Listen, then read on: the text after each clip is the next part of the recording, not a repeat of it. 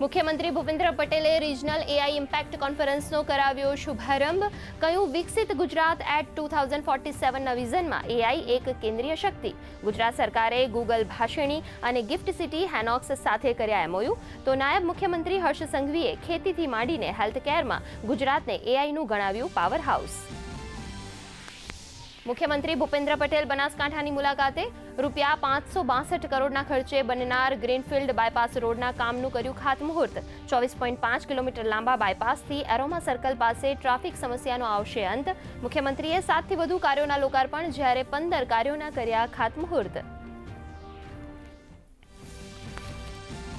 રાજ્યના દરેક બાળકને ગુણવત્તાયુક્ત શિક્ષણના માધ્યમથી સામાજિક વિકાસ માટે રાજ્ય સરકાર કટિબદ્ધ હોવાનું જણાવતા શિક્ષણ મંત્રી. શિક્ષણ વિભાગ અને યુનિસેફના સંયુક્ત ઉપક્રમે યોજાયો માધ્યમિક શિક્ષણ સુધારણા પ્રાદેશિક સંવાદ. યુનેસ્કોના શિક્ષણ અધિકારીએ કહ્યું, ભારતના કિશોરોના શિક્ષણમાં રોકાણ કરવું એ ભારતના ભવિષ્યમાં રોકાણ સમાન. એસઆઈઆર મામલે ચૂંટણી પંચનો નિર્ણય. ગુજરાત સહિત 6 રાજ્યોમાં એસઆઈઆરની સમય મર્યાદા વધારાઈ છે. ઉત્તર પ્રદેશમાં 15 દિવસ તો ગુજરાત તામિલનાડુમાં 3 દિવસ તો 3 રાજ્યોમાં 1 અઠવાડિયું વધી સમય મર્યાદા.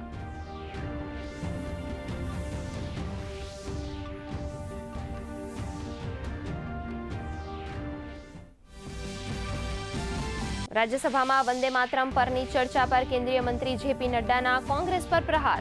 તો શિયાળુ સત્રમાં પ્રધાનમંત્રીની અપીલ છતાં વિપક્ષના વલણ પર ભાજપાએ સાધ્યું નિશાન. ભારે હોબાળાને કારણે સંસદની કાર્યવાહી આવતીકાલ સુધી સ્થગિત.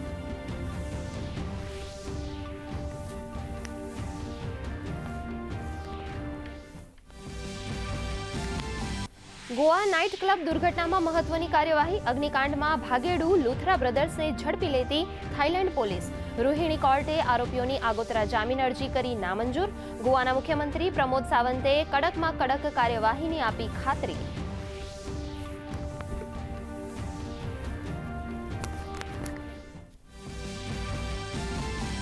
બાંગ્લાદેશ ચૂંટણી પંચની જાહેરાત. 12મી ફેબ્રુઆરીએ થશે દેશમાં સામાન્ય ચૂંટણી. મુખ્ય ચૂંટણી કમિશનર નાસિરુદ્દીને કરી જાહેરાત. આ ચૂંટણીઓ શેખ હસીનાના સત્તા પરિવર્તનના 1.5 વર્ષ પછી યોજાશે.